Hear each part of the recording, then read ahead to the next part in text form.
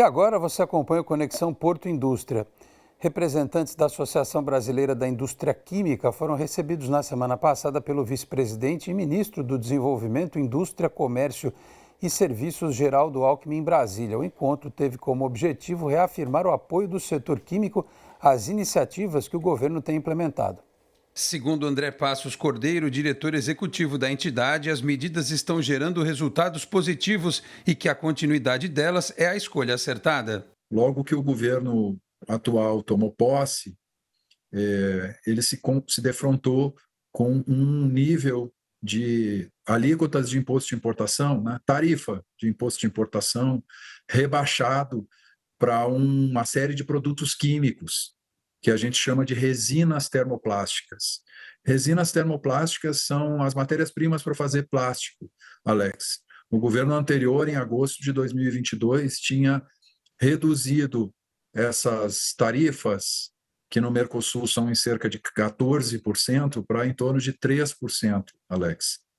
E isso fez com que o Brasil começasse a receber um volume absurdo desse produto no seu mercado interno, vindo de Estados Unidos e China. Mudança importante, já que o setor acumulava prejuízos. Isso começou a gerar um processo de colapso nas unidades produtivas petroquímicas no Brasil, que são responsáveis por gerar um PIB de 160 bilhões de dólares todo ano no nosso país.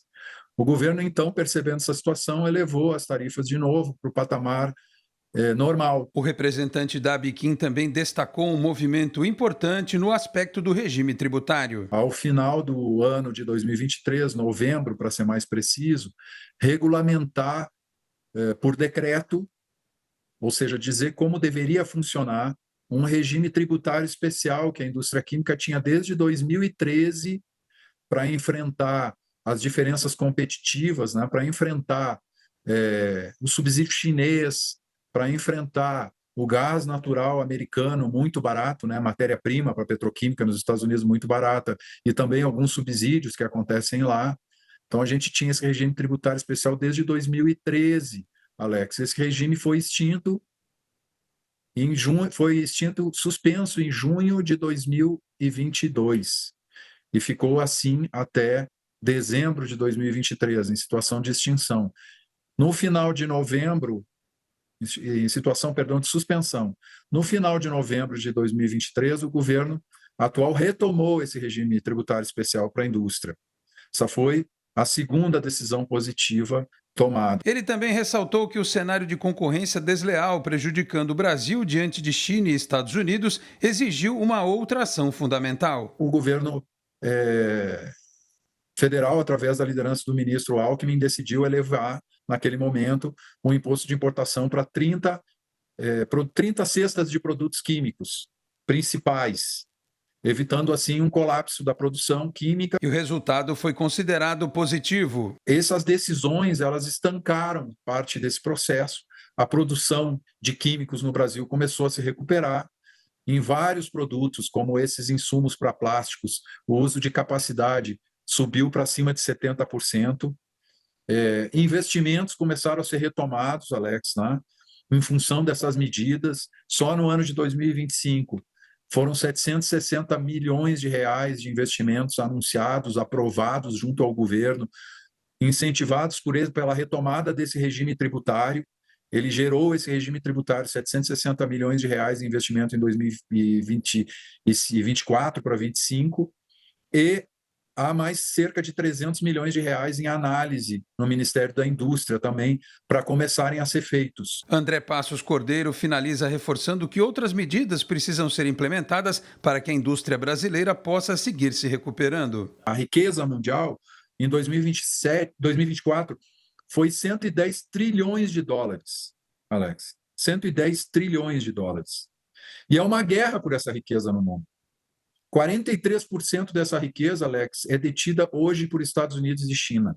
Cerca de 24% Estados Unidos, cerca de 17% a China. No entanto, eles detêm em torno de 20% da população mundial. Então, nós estamos falando de uma guerra, como eu poderia dizer, violenta, pela distribuição da riqueza no mundo, né, Alex? Sem armas. Felizmente sem armas, mas produz mortos e feridos, né? Porque nós estamos falando de uma guerra para manter a sua posição na riqueza mundial como nação, Estados Unidos, para aumentar a sua posição na riqueza mundial, China, né? E o resto, que são os outros 57%, estão tomando tiro em função dessa briga, né, Alex? A indústria química no mundo representa 6 trilhões de dólares desses 110. Então, ela sozinha, só esse setor industrial, é em torno de 5% do PIB mundial. E confira agora a agenda desta semana do Instituto Brasileiro de Infraestrutura e da Frente Parlamentar de Portos e Aeroportos. Nesta segunda-feira pela manhã foram realizados despachos internos entre membros da Frente Parlamentar e do IBI para determinar o mês de atividades do Instituto. À tarde foi realizada a reunião ordinária mensal do Conselho de Administração do Instituto Brasileiro de Infraestrutura. Nesta terça está prevista a participação de membros da Frente Parlamentar e do IBI na Comissão de Infraestrutura do Senado Federal. Na quarta-feira é a vez dos membros da Frente Parlamentar de Portos e Aeroportos e do IBI acompanharem a reunião deliberativa da Comissão de Viação e Transportes da Câmara dos Deputados. Na quinta-feira será realizada a reunião ordinária do Comitê Temático 02 do IBI, responsável por debater e deliberar sobre as operações portuárias brasileiras. E produtores rurais estão reservando parte das fazendas para uma nova produção. A aposta é na geração de energia solar. O agronegócio está apostando na energia solar como alternativa sustentável e econômica, e essa fonte renovável de energia vem transformando a produtividade no campo. Em Caldas Novas, no sul de Goiás, este produtor de soja enxerga vantagens no investimento feito na propriedade rural. É uma área que você tem um custo-benefício bastante considerável. Você tem um retorno aí, você tem uma vida útil de 25 a 30 anos do investimento e você consegue atingir o ponto de equilíbrio com 5 anos. Depois de 5 anos é só lucro. A instalação de placas solares também surge dentro de uma propriedade rural como a segunda alternativa de renda. Aqui, por exemplo, nessa fazenda de Caldas Novas, o produtor que já produz grande quantidade de laranjas conseguiu fazer a instalação por meio de consórcio de placas solares ao lado de uma produção, uma área de mais ou menos 17 hectares. Esse é um empreendimento implantado em 17 hectares, composto de 14.440 placas solares na potência de 620 e 625 watts, gerando uma potência de 1.000 kVA. Desde 2012, os investimentos no setor somam mais de 15 bilhões de reais e Goiás se destaca como um dos estados com maior potencial para geração, graças à alta incidência de radiação e vastas áreas disponíveis. O estado já ultrapassou a marca de 1,1 gigawatt de capacidade instalada e está entre os 10 maiores do país na produção de energia limpa. No sistema de cooperativa, a gente poder explorar isso comercialmente, vendendo tanto para o setor privado como para a área pública, que esse é um dos objetivos da nossa cooperativa. Então, a gente explora hoje aqui nessa fazenda um sistema consorciado da área de produção de fruta, na área do agro quase que completo, de criação de pequenos animais, bem como a fazenda de energia fotovoltaica, com a geração bastante considerável. Além dos benefícios econômicos, a energia solar no agronegócio também contribui para a sustentabilidade, reduzindo a emissão de gases poluentes e o impacto ambiental.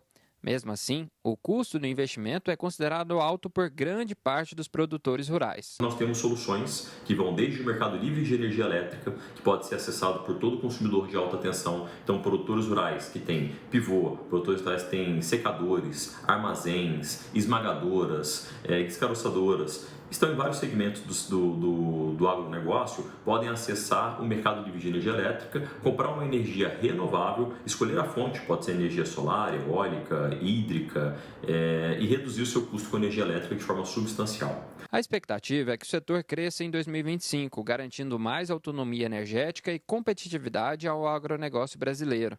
O principal objetivo é aumentar a produtividade, reduzindo custos de produção. Ele pode optar pelo mercado livre, caso ele seja um consumidor de alta tensão. Então, o consumidor de alta tensão é aquele que tem um transformador dedicado. Todo consumidor de alta tensão hoje pode optar por migrar para o mercado livre. Então, se você tem um pivô central, se você tem uma secadora, se você tem uma esmagadora, todos esses são possíveis de migração para o mercado livre, desde que você seja um consumidor de alta tensão. E o Conexão Porto Indústria volta amanhã às 7h30 da noite.